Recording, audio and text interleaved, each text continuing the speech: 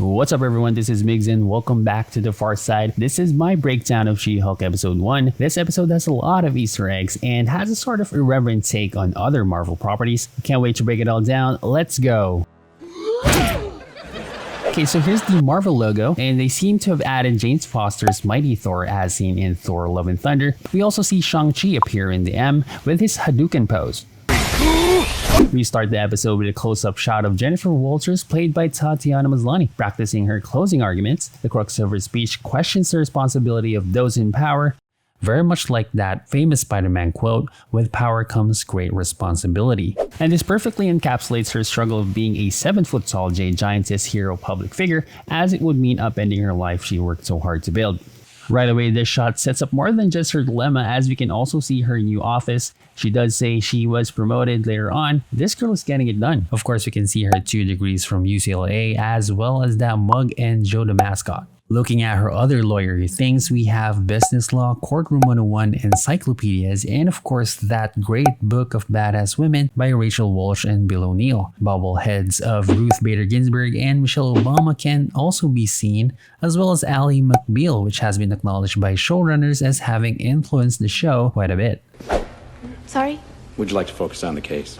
Oh, sure. Back to the scene, we are introduced to her gal pal paralegal Nikki Ramos, who may have been based on Jill Stevens seen in Savage She-Hulk comics. Her co-counsel by the name of Dennis Buck Bukowski is here too. In the comics, he is one of Jen's rivals in the courtroom. It's kind of an Anyway, once Jen jumps ship to GLK&H, we may get to see this happen in the series.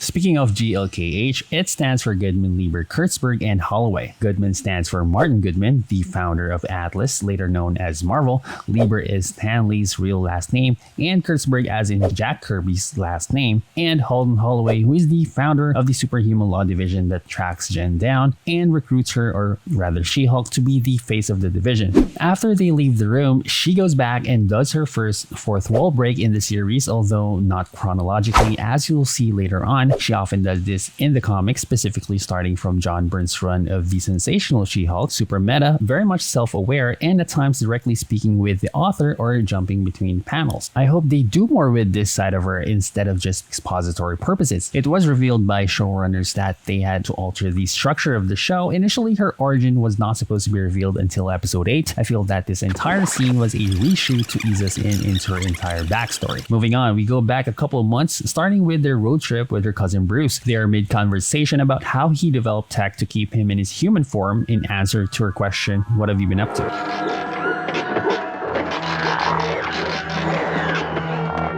Then he shows her his wristband that kind of works like the photon inhibitor in Captain Marvel, which was used to suppress her cosmic powers.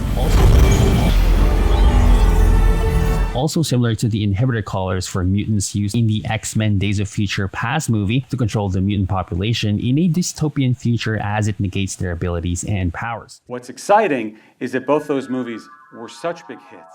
To be honest, I think they just wanted to have human banner scenes due to budget constraints. Speaking of Bruce, the last time we saw him was in a cameo in Shang-Chi. Seems he has a sling and the wristband tech there too. If you remember, his arm got injured from snapping everyone back during the events of Avengers Endgame. He then asks why there's a Cheetos bag with chopsticks, and she says to keep from getting Cheetos fingers, of course. Anyway, this becomes a recurring thing between the cousins, even revisited in the end credits where we see a sketch of the Hulk buying truckloads. Then Jen mentions that he's not the only genius in the family. Bruce then replies there's also Ched. Let's speculate. So in the courtroom sketch montage by the end, we get one with her family. This one says mom, dad, aunt, uncle, and cousin. This is supposed to be her dad, Morris Walters, her mom, Elaine Walters, who is the sister of Susan and Brian Banner. Yes, Bruce's dad. Notice the aunt in quotes, so this can possibly be Cassandra Pike, her dad's sister. In the comics, she used her son to get revenge on Morris for being their father's favorite. She gives him injections that make him super strong and attacks Jen in She-Hulk form. I would go ahead and assume the cousin is her daughter.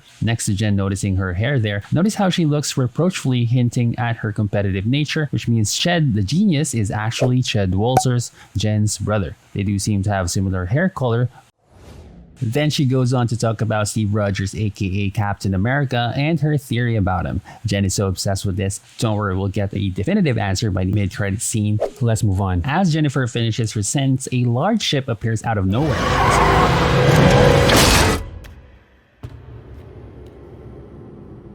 The Sakaar ship, which I thought is the Grandmaster's Commodore, has been identified by Bruce as a Sakaarian Class A courier craft. This could possibly tease Bruce's future in the MCU. There's a prevailing theory on what this could be. In the comics, due to the Hulk being a threat to the world, the Illuminati banishes Bruce off planet. He ends up in Sakaar fighting as a gladiator.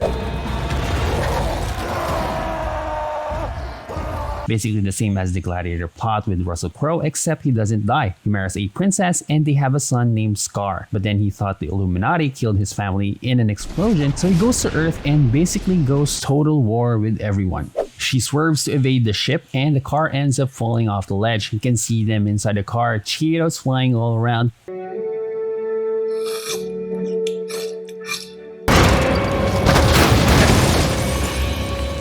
Jen climbs out of the window and gets her arm caught by a piece of sharp metal, but Bruce was still inside the car, unconscious. She pulls him out from the wreckage. As she does, his blood drips on her open wound, despite him saying for her to get away. Too late, as their blood mixes and we can see her start to transform. This may have been an homage to the 70s Hulk series played by Lou Ferrigno, where he gets angry and transforms about his car breaking down.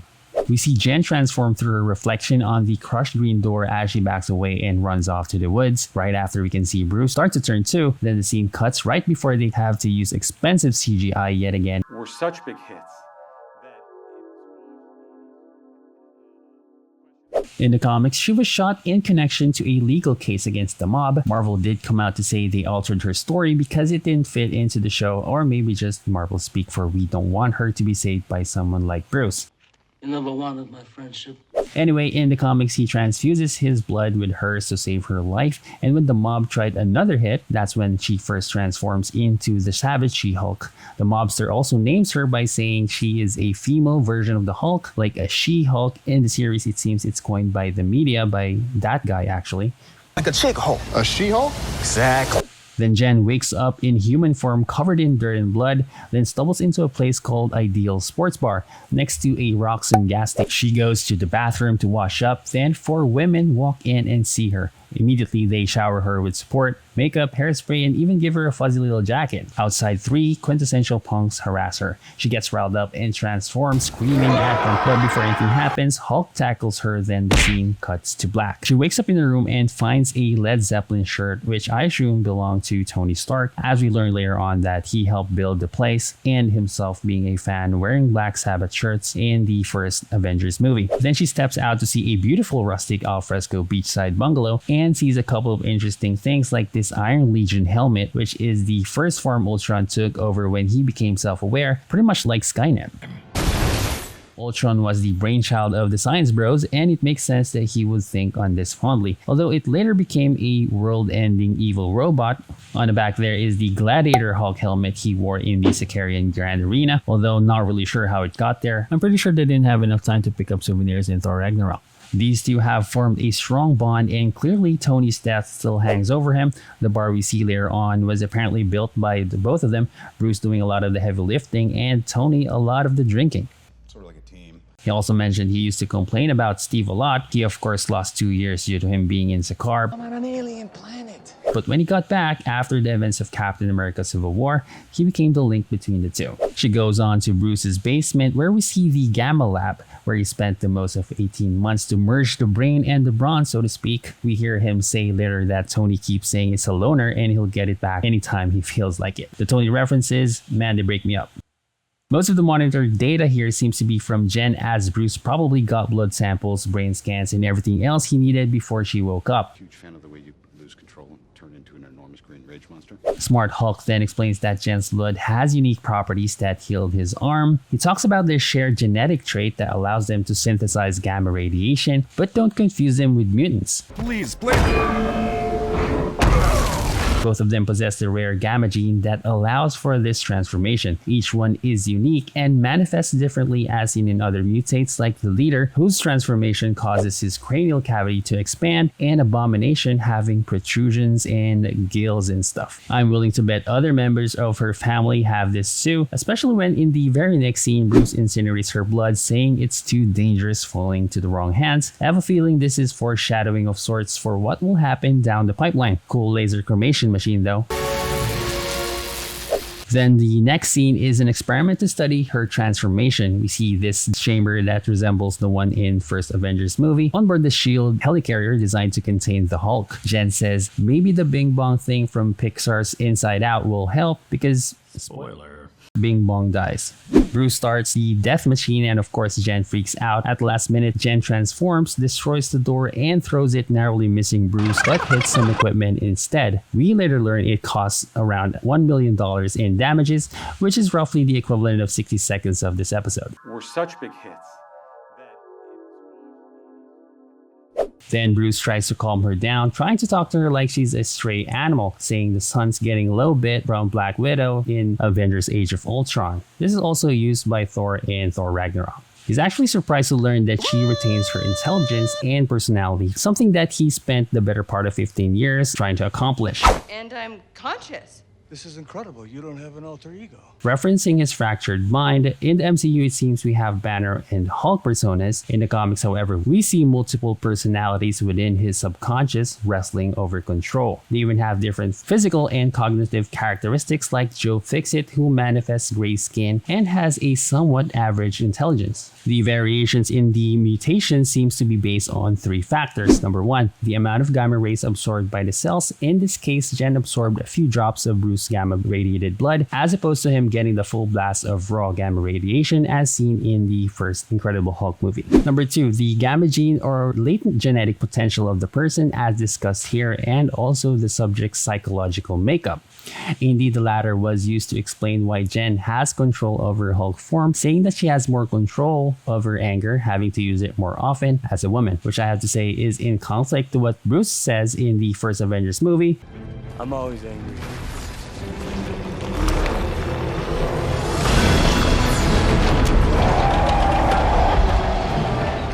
But what the hell? When asked how he turns back to human form, Bruce says, I'd fall out of a jet, or I'd get knocked out by a robot and I'd wake up as Banner. Or Natasha for a little while would tell me a lullaby.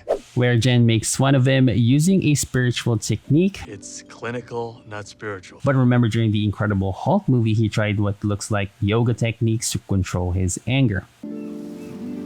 Moving on to the training montage, first the rock throwing contest where Bruce had to show off after Jen beats him.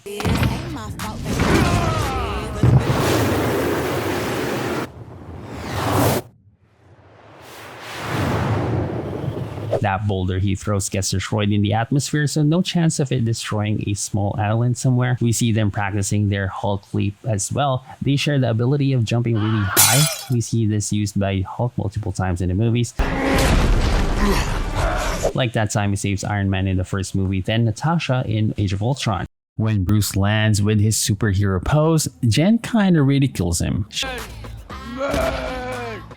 Then onto yoga poses. Maybe Bruce learned a few tricks in Brazil, but Jen is a pro, guys. It's cool Bruce has names for most of these things, like in a game or something. I'm waiting for his two-hand Hulk smash though. Jen really doesn't want to be a superhero, but Bruce says having these powers sets a target on her back, which is actually really true. It happened in the comics with her BFF Jill. In the second issue of Savage She-Hulk, Jill drives Jen's car to pick up some stuff from her office. Jen realizes that it's a mob setup to kill her. They cut the car brakes and this causes the car to collide. Unfortunately, Jen was unable to reach her and Jill died in the explosion. Let's hope this doesn't play out in the series. Anyway, it may be too dark for the tone of the show. Hulk then shows her the upside to their Hulk forms. As they try to drink all of the liquor on the island, we can see the initials BB for Bruce Banner and TS for Tony Stark carved on the bar. Bruce reminisces about Tony and Jen cheers this. Thing, Bruce, I'm great at controlling my anger. When I'm catcalled in the street, when incompetent men explain my own area of expertise to me, I do. Then they had an argument about Jen just wanting to go back to her life, but Bruce says for her to reconsider. She says yes! Then runs the Hulk over by a Jeep. Nope. The Hulk can take on a tank without breaking a sweat, but we're talking about nerfed MCU Hulk here, so okay, fine. Then the cousins end up fighting. And we get to see the iconic thunderclap used by Bruce. He used this in Incredible Hulk to extinguish flames. This move defeats foes with a single devastating shockwave. Chen one-ups him by imitating a dolphin. The fight ends when they end up trashing the bar. After they fix the bar, Bruce says she can go home if she wants to, and we see her second fourth wall break, although this is the first one. Bruce actually hears her, and it seems she was also surprised. Next, we see Jen carving her initials on the rebuilt bar, which was repopulated by Sakaarian festival piñatas as well, those we saw in Ragnarok during the festival. Basically, I was right and Bruce was wrong. On to the next scene, we pan from the courtroom illustrator to see the opposing counsel on closing argument. Again, she's up against GLK&H, and Holden Holloway is present, which begs the question as to why. They said most of the courtroom scenes were scrapped, but at the same time, they confirmed the Sokovia Accords are coming back, so we'll have to wait how they play it out. Then it's Jen's turn to do closing arguments when Titania busts inside the courtroom. Hurry. Pretty strong, as you can see the massive hole she just made of the concrete wall right there. Jen, come on. Who are you, she says, and she introduces herself as Jen Walters, attorney at law. Now she does the most ridiculous kick in all of the MCU. Then She-Hulk defeats her with a single punch. Yep, Titania, one of the most powerful women in comics, She-Hulk's rival who is able to take on Thor and other superpowered heroes, gets KO'd in round 1. She can't even take a wooden desk to the face. Notice how we're not told why she's even in the scene. Looks like the case is against a negligent company represented by GLK&H, so maybe Titania was hired by said company or possibly by that devious Mr. Holloway to disrupt the proceedings. Maybe to see She-Hulk in action, we'll have to wait and see. After her butt kicking, we end the episode with her wanting to continue the proceedings. Then we see artistic renders of Jen practicing law in her She-Hulk form. Then the Captain America board discussing her theories. Okay, let's dive into this. The mid-credit scene, we see her drunk talking about how Cap is such a waste dying as a virgin and referencing America's ass as coined by Ant-Man. Then finally Hulk says Cap popped his cherry during his USO tour. In America! Based on the board there, it looks like one of the dancing girls, or might even be this character played by Laura Haddock, who also plays Peter Quill's mom in Guardians Volume 2, so... Yeah, yes. How about new? One of those actresses probably playing multiple roles in the MCU, so nothing to see there. In all honesty, it can be one of these dancers, who knows? Well, that's it for this breakdown, guys. Marvel's first sitcom, which this show is, will definitely be polarizing and seems to be alienating its core audience, possibly by design, but definitely give it a whirl, at least see the first episode. Thank you for staying this long, and please consider like and subscribe if you like this content. It would help the channel a lot. Take care out there and see you on the next one. This is unprofessional.